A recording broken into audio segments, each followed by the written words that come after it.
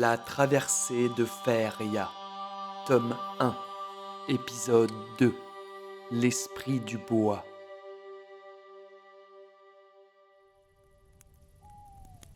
Et c'est ainsi donc, sans égard du danger, que dans les bois elfiques vous vous engouffrez, bravant vaillamment armes et boucliers, avec pour seul but de suivre le sentier.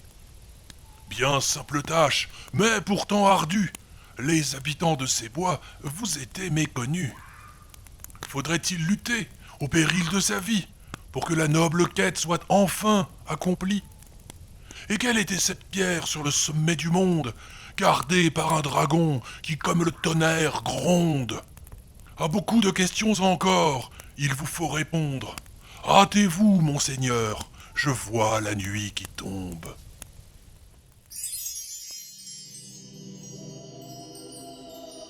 Par-delà sa réputation hasardeuse, le bois elfique était d'une grande beauté.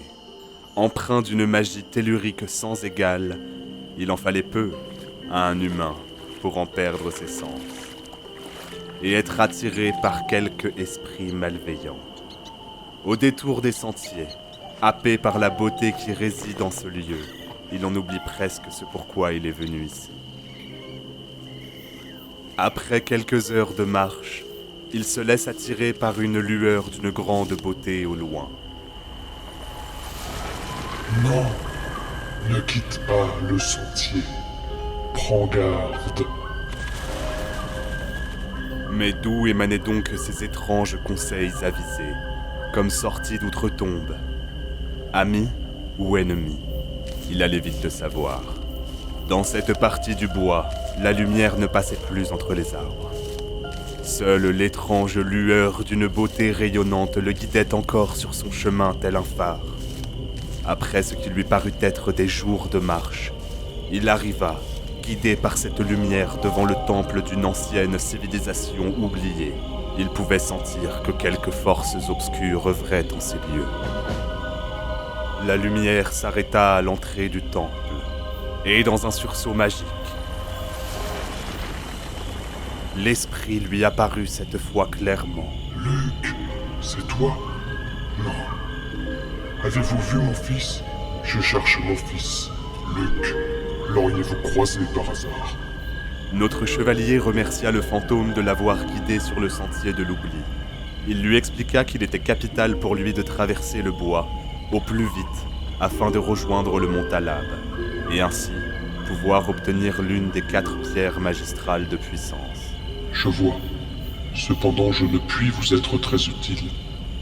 Sachez toutefois que vous ne pourrez pas passer. La voie est close. Elle a été faite par celle qui la garde.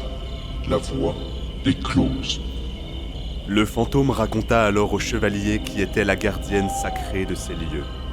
L'ancienne reine elfe de Kirindor gardait l'accès jusqu'au mont Talab.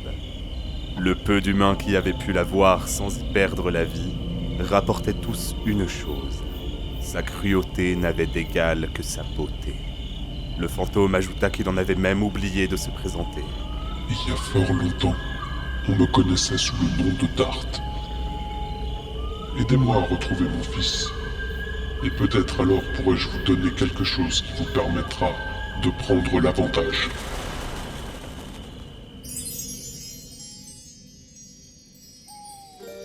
Après quelques instants de repos, notre chevalier se remet en route sur indication du fantôme. Suis le sentier à travers les bois, jusqu'au lac de Bonneval. Quand le grand chêne sur la droite se fera voir, il te suffira de faire quelques lieues vers le nord. Tu trouveras là le mausolée de Dol Guldur. À l'intérieur, tu trouveras mon fils. Rapporte-le-moi.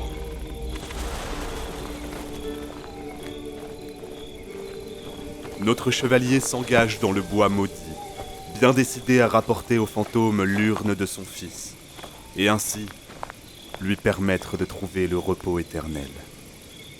Après quelque temps, il pénètre dans une espèce d'énorme nid d'araignée. Le fantôme ne lui avait pas mentionné cela. Conscient de n'avoir que trop peu de temps devant lui, notre héros tire son épée et s'engouffre dans les tréfonds du bois. C'est alors que d'étranges créatures arachnoïdes l'entourent.